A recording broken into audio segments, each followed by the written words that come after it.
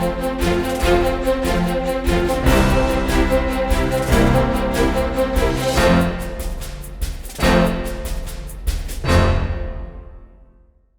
Study IQ IAS Hindi platform पर आपका स्वागत है। आज मुद्दे की बात कार्यक्रम में हम लोग बातचीत करने वाले हैं एक बेहद महत्वपूर्ण टॉपिक पर, और यह टॉपिक जुड़ा हुआ है किसान आंदोलन से, है ना। क्या फिर से शुरू हो सकता है किसान आंदोलन? ये सवाल अपने आप में बहुत महत्वपूर्ण हो जाता है, और ये सवाल आखिर क्यों बन रहा है, इसके बारे में आज की चर्चा में हम लोग बातचीत करेंगे। किसान आंदोलन का नाम सुनते ही आपके जहन में एक बात आ रही होगी कि 2021 में किस तरीके से इस आंदोलन ने व्यापक रूप धारण कर लिया था। बाद में जब सरकार ने नवंबर 2021 में तीनों किसान कानूनों को रिपील किया, वापस लिया, तब जाकर करके यह आंदोलन थमा था, है ना। तो आइए बातचीत करते हैं कि आखिर यह जो मुद्दा है, यह मुद्दा आखिर फिर से चर्चा में क्यों आ रहा है, क्या इसके पीछे की वजह हैं। पहला तो ये समझिए कि नई दिल्ली के जंतर मंतर में किसानों की महापंचायत का आयोजन किया गया बीते दिनों कहने का मतलब कल ही के दिन ये महापंचायत आयोजित की गई थी। इसके साथ साथ मैं आपको ये भी बताऊं कि संयुक्त किसान मोर्चा गैर राजनीतिक के नेतृत्व में इस महापंचायत के जरिए 9 मांगे रखी गई हैं, 9 डिमांड्स रखी गई हैं। इन सब पर हम एक एक कर बातचीत करेंगे। इससे पहले थोड़ा ये समझ लीजिए कि यहाँ पर मैंने गैर राजनीतिक शब्द का इस्तेमाल क्यों किया है। आपको शायद पता हो कि राकेश सिंह टिकैत के नेतृत्व में संयुक्त किसान मोर्चा ने किसान आंदोलन की कमान संभाली थी, है ना। और संयुक्त किसान मोर्चा से ही टूट कर करके ये संयुक्त किसान मोर्चा गैर राजनीतिक बना है, जिसका मकसद है कि हम पॉलिटिकली किसी भी स्तर पर भागीदारी नहीं निभाएंगे, राजनीतिक भागीदारी हम नहीं करेंगे। हम गैर राजनीतिक नेचर के स्तर पर ही, गैर राजनीतिक प्रकृति को अपनाते हुए ही हमारी जो डिमांड्स हैं, उन डिमांड्स को फुलफिल करने की बात हम रखेंगे। आइए एक एक कर समझते हैं कि आखिर क्या 9 मांगे रखी गई हैं। पहली मांग रखी गई है कि लखीमपुर घटना के पीड़ित किसान परिवारों को न्याय दिलाया जाए। आपको पता होना चाहिए कि किसान आंदोलन की जब शुरुआत हुई थी तो कई हिस्सों में, देश के कई हिस्सों में हिंसक घटनाएं हुई थी, और इसी दरमियान उत्तर प्रदेश में लखीमपुर खीरी में एक हिंसक कार्रवाई हुई जिसमें कुछ किसानों की मौत हो गई थी। और इसी के संदर्भ में यहाँ पर बातचीत की जा रही है कि उन पीड़ित किसान परिवारों को न्याय दिलाया जाए, जो भी इस घटना से जुड़े हुए आरोपी हैं उनको सजा दिलवाई जाए। आगे बात करें तो MSP का निर्धारण MS स्वामीनाथन आयोग की सिफारिश के आधार पर करने की बात इसमें की जा रही है। MSP का मतलब क्या हुआ? MSP का मतलब हुआ न्यूनतम समर्थन मूल्य। ये तो आपको पता ही होना चाहिए कि न्यूनतम समर्थन मूल्य या फिर मिनिमम सपोर्ट प्राइस के संदर्भ में यहां बात की जा रही है ना। न्यूनतम समर्थन मूल्य या फिर मिनिमम सपोर्ट प्राइस। अब MS स्वामीनाथन आयोग क्या है, MS स्वामीनाथन आयोग की सिफारिश क्या है, इसके बारे में हम लोग अभी थोड़ा विस्तार से समझेंगे। पहले हम इन सभी 9 मांगों के बारे में थोड़ा जान लेते हैं। इसके बारे में अभी हम लोग डिटेल में समझने की कोशिश करेंगे कि आखिर इस आयोग ने क्या सिफारिश दी है और उसमें MSP किस तरीके से काम करता है। देश के सभी किसानों का कर्ज माफ किया जाए, यह भी डिमांड की गई है इन 9 मांगों में। साथ ही जो विद्युत संशोधन बिल 2022 लाया गया था उसे भी रद्द करने की मांग इस 9 मांग में शामिल की गई है। इसके साथ ही गन्ने का समर्थन मूल्य बढ़ाने की बात भी इन डिमांड्स में शामिल है ना। इसके अलावा यह भी डिमांड की गई है कि भारत WTO या फिर कहें कि विश्व व्यापार संगठन से बाहर हो। यह अपने आप में एक आश्चर्यजनक डिमांड है कि WTO से बाहर होने की बात किसान आंदोलन के द्वारा या फिर संयुक्त किसान मोर्चा के द्वारा की जा रही है। क्यों बाहर आने की मांग की जा रही है, इसके पीछे ब्रीफ में जो कारण है वो मैं आपको बता देता हूं। वो ये है कि देखो, WTO जो है व्यापार संगठन है वैश्विक स्तर पर, है ना। और भारत 1995 में 1995 में जब WTO की स्थापना हुई थी तो भारत भी इसका सदस्य बना था, ठीक है। अब भारत भी जब इसका सदस्य बना तो WTO के जो प्रोविजंस हैं, जो प्रावधान हैं, उन प्रावधानों का पालन भारत को भी करना चाहिए सदस्य होने के नाते। भारत जो है अपने यहाँ किसानों को क्या देता है, सब्सिडी देता है है ना। भारत किसानों को क्या देता है? सब्सिडी देता है, उर्वरकों पर सब्सिडी देता है कि नहीं देता है ना। साथ ही भारत एमएसपी पर अनाजों की खरीद करता है कि नहीं। तो ये सारी बातें भारत सरकार के द्वारा की जाती है ताकि किसानों को और जो उत्पादक हैं, प्रोड्यूसर्स हैं, उनको आसानी हो सके उत्पादन करने में और कोई भी अड़चन न आने पावे इस संदर्भ में। लेकिन जो WTO है, WTO में इन कदमों को लेकर करके कुछ ऐसे प्रावधान हैं जिसके चलते इन कदमों को अपनाना भारत के लिए मुश्किल हो जाता है ना। क्योंकि WTO का कहना है, WTO के जो प्रावधान है उसमें सब्सिडी और MSP को लेकर करके एक विरोध की स्थिति देखी जाती है।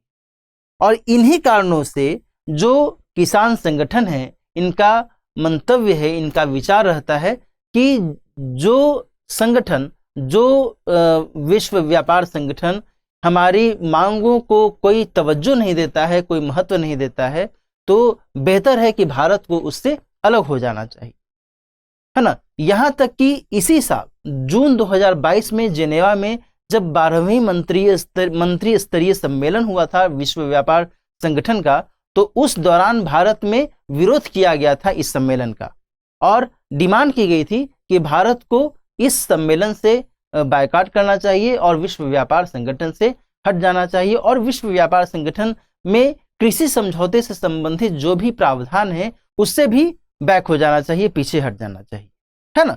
तो ये सारी बातें यहां पर महत्वपूर्ण हो जाती। आगे समझते हैं आगे क्या डिमांड की गई है। आगे कहा गया है कि किसान आंदोलन के दौरान किसानों के विरुद्ध जो भी केस दर्ज किए गए थे उनको रद्द किया जाए। ये एक महत्वपूर्ण बात यहां पर डिमांड में शामिल है। इसके साथ ही प्रधानमंत्री फसल बीमा योजना, है ना, प्रधानमंत्री फसल बीमा योजना के तहत किसानों को जो मुआवजा मिलना चाहिए वह तुरंत जारी किया जाए। ठीक है। इसके अलावा जो 9वीं डिमांड है वो ये है कि अग्निपथ योजना को वापस लिया जाए। बात समझ में आ रही है ना। तो इसमें अलग अलग स्तर पर डिमांड्स किए गए हैं। इसमें अग्निपथ योजना को वापस लेने की भी बात की जा रही है। इसमें प्रधानमंत्री फसल बीमा योजना के तहत जो मुआवजा मिलना चाहिए वो देने की बात की जा रही है। विद्युत बिल 2022 को वापस लेने की बात की जा रही है। अलग अलग स्तर पर डिमांड्स हैं। ऐसा नहीं है कि केवल MSP पर ही उनकी डिमांड कायम है ना। कई सारी मांगे हैं और इस लिहाज से ये महापंचायत आयोजित किया गया जिसके आधार पर हम लोग आज इस पर डिस्कस कर रहे हैं। ये बात ध्यान रखिएगा कि कुछ दिनों पहले ही MSP के संदर्भ में सरकार की तरफ से एक बात सामने आई थी। वो बात ये थी कि जो किसान संगठन है, किसान संगठन ये चाह रहे थे कि MSP को कानूनी दर्जा दिया जाए, कानूनी दर्जा दिया जाए, है ना। जैसे ही इसे कानूनी दर्जा दिया जाएगा वैसे ही क्या है, यह एक तरीके से कानूनी अधिकार बन सकता है ना, लीगल राइट बन सकता है। ठीक है। अब जब ये कानूनी अधिकार बन जाएगा, लीगल राइट बन जाएगा, तो फिर सरकार चाह कर भी वो अधिकार वापस नहीं ले सकती है ना, जब तक कि कोई संशोधन न कर दिया जाए, है कि नहीं। तो लीगल राइट जब ये बन जाएगा तो फिर किसानों को MSP देना सरकार के लिए मजबूरी हो जाएगी इस अधिकार के आधार पर। लेकिन जो किसान संगठन है वो तो यही डिमांड कर रहे हैं कि इसे लीगल राइट बनाया जाए, इसे जो है कानूनी अधिकार का दर्जा दिया जाए। लेकिन सरकार का ये कहना है, सरकार ने पिछले दिनों ये बात स्पष्ट की कि हमने किसान संगठनों को किसान आंदोलन के दौरान कभी भी इस बात के लिए आश्वस्त नहीं किया, एश्योर नहीं किया था कि हम इसे लीगल राइट का दर्जा देने वाले हैं। हमने कभी भी ये बात नहीं की, ये सरकार का कहना है। ठीक है। तो सरकार का पक्ष है कि हम MSP को लीगल राइट या कानूनी अधिकार का दर्जा नहीं देने वाले हैं। दूसरी ओर जो संयुक्त किसान मोर्चा है, इसकी डिमांड जो रखी गई है उसमें यह बात निहित है, उसमें यह बात स्पष्ट है कि हम चाहते हैं कि एमएसपी को लीगल राइट या फिर कहें कानूनी अधिकार का दर्जा दिया जाए। ये एक पेच यहां पर फंस रहा है। मैं आपको बता दूं कि एमएसपी के निर्धारण के लिए हाल ही में एक समिति का जो गठन किया गया भारत सरकार के द्वारा, संजय अग्रवाल जो पूर्व कृषि सचिव हैं, एक्स एग्रीकल्चर सेक्रेटरी हैं, उनके नेतृत्व में, तो वह जो समिति है वह समिति इससे संदर्भित जो भी मामले हैं उसको टटोल रही है, उसको देख रही है, लेकिन वह इस बात पर कभी भी चेक नहीं कर रही है, कभी भी इस संदर्भ में वह मॉनिटरिंग नहीं कर रही है या रिसर्च नहीं कर रही है कि इसे लीगल राइट का दर्जा दिया जाना चाहिए या नहीं दिया जाना चाहिए। ये यहाँ पर आपको समझना चाहिए।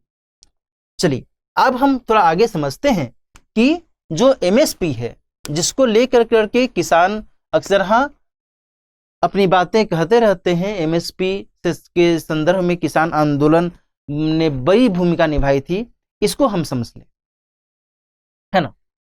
लेकिन मैं आपको एक चीज और यहां हिंट कर दूं कि एमएसपी के बारे में तो हम लोग बातचीत कर ही लेंगे, लेकिन एक और यहां पर एंगल निकलकर सामने आता है।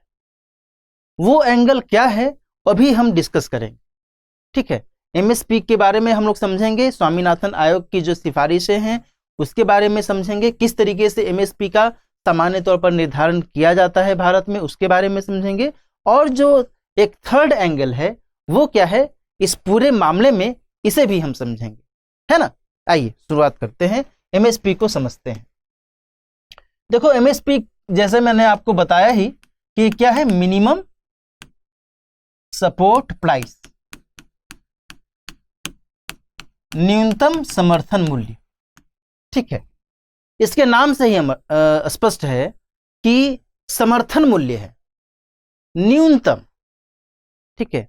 एक ऐसा समर्थन मूल्य है जो कि न्यूनतम है, जिससे कम कीमत पर किसी भी अनाज को नहीं खरीदा जाएगा, उससे अधिक ही कीमत पर किसी भी अनाज को खरीदा जाएगा। यानी कि सरकार किसानों को या फिर कहें उत्पादकों को एक तरीके से एश्योरेंस देती है कि आप जो अनाज उपजा रहे हैं वह बर्बाद नहीं होगा, उसे हम एटलीस्ट खरीद ही लेंगे, है कि नहीं। वह एमएसपी के आधार पर आश्वासन देता है, एश्योरेंस देता है। क्लियर। अब एमएसपी के संदर्भ में कैसे ये पूरी की पूरी प्रक्रिया संचालित होती है, इसे थोड़ा समझिए। ये सीएसीपी, सीसीईए और एमएसपी, इस तरीके से ये प्रक्रिया होती है। जो सीएसीपी है ये है कृषि मूल्य और लागत आयोग, है ना, commission on agricultural cost and price, commission on agricultural cost and price, कृषि लागत और मूल्य आयोग।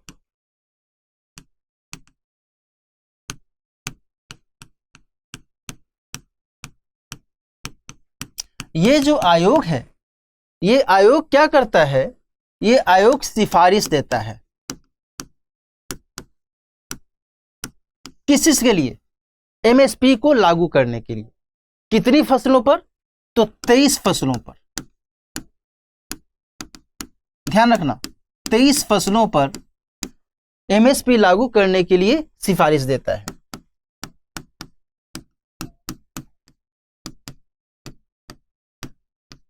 ठीक है,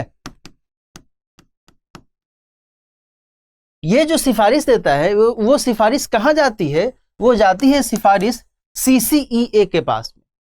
सीसीईए का मतलब क्या हुआ, committee on cabinet committee on economic affairs, है ना, cabinet committee on economic affairs, यानी कि आर्थिक मामलों की मंत्रिमंडलीय समिति।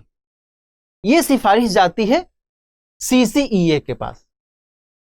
ये जो समिति है इसी के द्वारा फाइनली एमएसपी की घोषणा कर दी जाती है कि इन अनाजों पर जो एमएसपी है वो इतना रहेगा। ठीक है, ये पूरी की पूरी प्रक्रिया इस तरीके से संचालित की जाती है। लेकिन अब यहां पर बात ये आ जाती है कि आखिर जो कैलकुलेशन का आधार है, एमएसपी की कैलकुलेशन का आधार है वो क्या है। वो हम लोग यहां से समझेंगे, स्वामीनाथन आयोग की सिफारिशों से समझेंगे। ये थोड़ा समझ लीजिए कि ये जो cabinet committee on economic affairs होता है, इसकी अध्यक्षता कौन करते हैं? इसकी अध्यक्षता करते हैं प्रधानमंत्री महोदय, है ना। प्रधानमंत्री महोदय इसकी अध्यक्षता करते हैं इस मंत्रिमंडलीय समिति की, ठीक है। अब ये समझिए कि स्वामीनाथन आयोग की जो सिफारिशें हैं वो क्या हैं, है ना। दरअसल एमएस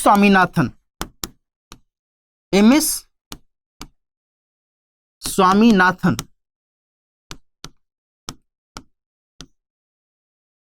हरित क्रांति के जनक माने जाते हैं भारत में, ये ध्यान रखिएगा। ये शायद आपको पता भी होगा, हरित क्रांति के जनक, भारत में हरित क्रांति के जनक के तौर पर इन्हें माना जाता है, जाना जाता है, ठीक है। तो इन्हीं के नेतृत्व में वर्ष 2004 में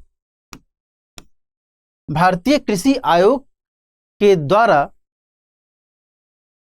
इसका गठन किया गया था, इस स्वामीनाथन आयोग का गठन किया गया था, और इसी आयोग के माध्यम से सिफारिशें दी गई। 3 स्तर पर सिफारिशें दी गई थी, A2 प्लस FL और C2 प्लस 50%, तीनों ये कोड हैं। A2 जो आधार है, इसके आधार पर यह कहा गया था कि जो किसान बीज का इस्तेमाल करते हैं, उर्वरक का इस्तेमाल करते हैं, है ना, खाद का इस्तेमाल, जो अन्य खाद हैं उनका इस्तेमाल करते हैं, ठीक है, रासायनिक उर्वरक या फिर जो प्राकृतिक खाद हैं उनका इस्तेमाल करते हैं, तो इसमें जो लागत लगती है, इस लागत के आधार पर MSP का निर्धारण किया जाना चाहिए। वहीं दूसरी तरफ जो A2 प्लस FL है, इसमें ये तो शामिल रहेगा ही, इसमें FL भी शामिल होगा। FL का मतलब फैमिली लेबर,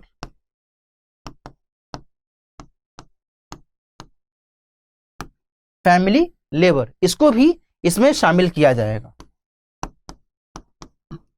यानी कि इसमें जो लागत लगी वो, और जो परिवार का जो सदस्य जो खेती करने में अपना योगदान देता है, परिश्रम करता है, तो उसकी परिश्रम को भी शामिल करते हुए और उसके आधार पर MSP का निर्धारण किया जा सकता है। और तीसरा उन्होंने जो कैलकुलेशन का आधार बताया वो था C2 प्लस 50%। C2 का मतलब हुआ कॉम्प्रिहेंसिव कॉस्ट या कंप्लीट कॉस्ट,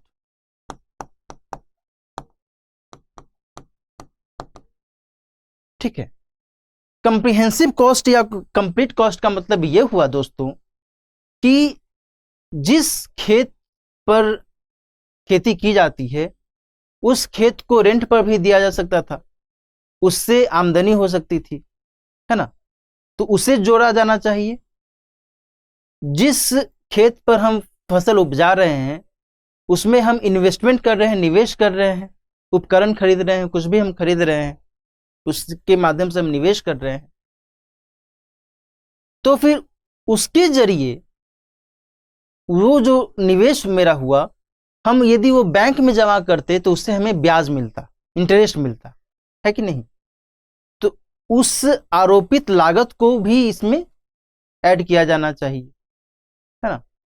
जो उर्वरक का इस्तेमाल कर रहे हैं, जिन उपकरणों का हम इस्तेमाल कर रहे हैं, उनको भी इसमें जोड़ा जाना चाहिए लागत के स्तर पर, और उसके साथ साथ प्लस 50%, इनकी कुल लागत का जो योग होगा उसका 50% ऐड कर करके, और जो कंप्लीट आता है उसी को हम यहाँ पर कॉम्प्रिहेंसिव कॉस्ट के तौर पर देख रहे हैं, और इसी के आधार पर MSP का निर्धारण किया जा सकता है।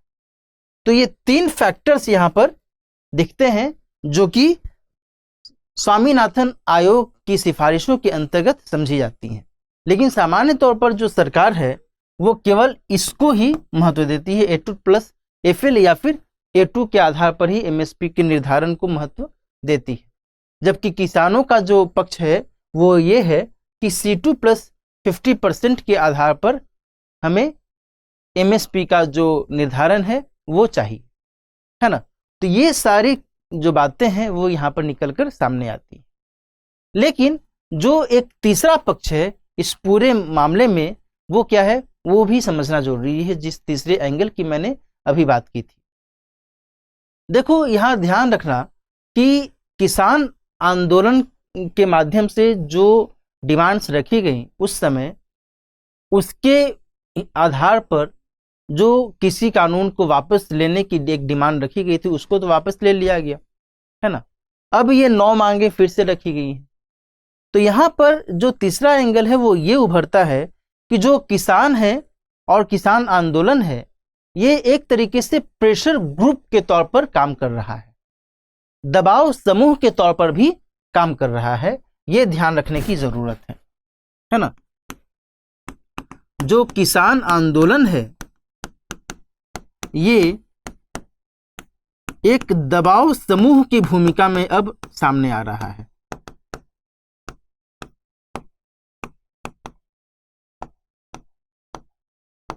ना। अपनी अलग अलग शर्तें रखी जा रही हैं, उसके आधार पर उन शर्तों को मनवाने के लिए महापंचायत का आयोजन किया जा रहा है। ये शर्तें किस सीमा तक मानी जाएंगी, किस सीमा तक नहीं मानी जाएंगी, ये तो बात की बात है। लेकिन सरकार पर प्रेशर जनरेट करने की कोशिश तो की ही जा रही है, सरकार पर दबाव डालने की कोशिश तो की ही जा रही है। इसके लिए बेशक जो किसान संगठन है, किसान आंदोलन से संदर्भित जो भी नेतृत्व करता है, नेतागण है, वो किसी भी स्तर पर अपने महापंचायत को सफल करने के लिए कोशिश कर रहे हैं, है ना। तो ये जो एक अदृश्य स्थिति है वो यहाँ पर यही है कि किसान आंदोलन एक तरीके से सरकार पर दबाव बढ़ाने की भी कोशिश कर रहा है और ये दबाव समूह के रूप में यहाँ पर सामने आ रहे हैं, है ना। तो इसके आधार पर भी आपको विचार करने की जरूरत है कि किसान संगठन और किसान आंदोलन किस तरीके से अपनी मांगे मनवाने के लिए, उसको फुलफिल करने के लिए, सरकार पर दबाव डालने के लिए शर्तों को रख रही है और इस आधार पर सरकार से कोशिश कर रही है कि ये सारी शर्तें मान ली जाए, ठीक है ना।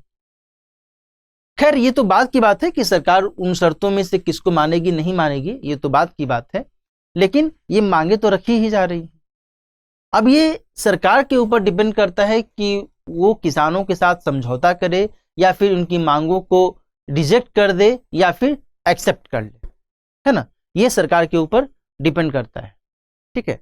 तो आज की चर्चा में हमने विस्तार से समझने की कोशिश की कि ये जो महापंचायत हुई किसान संयुक्त किसान मोर्चा की, तो इस महापंचायत का मकसद क्या था, ये 9 मांगे क्या क्या है, इनके बारे में हमने डिस्कस किया। जो MSP से संदर्भित कुछ टेक्निकल पक्ष हैं उसको भी हमने ब्रीफ में समझने की कोशिश की और हमने ये भी समझने की कोशिश की कि यह जो आंदोलन है, यह जो आंदोलन से संबंधित डिमांड्स हैं, ये किस तरीके से दबाव समूह के तौर पर भी काम करते हैं, काम कर सकते हैं। आज की चर्चा हम यहीं पर समाप्त करते हैं। मिलते हैं किसी और मुद्दे की बात कार्यक्रम में किसी और महत्वपूर्ण मुद्दे के साथ। तब तक अपना ख्याल रखिए, स्वस्थ रहिए, सुरक्षित रहिए। All the best.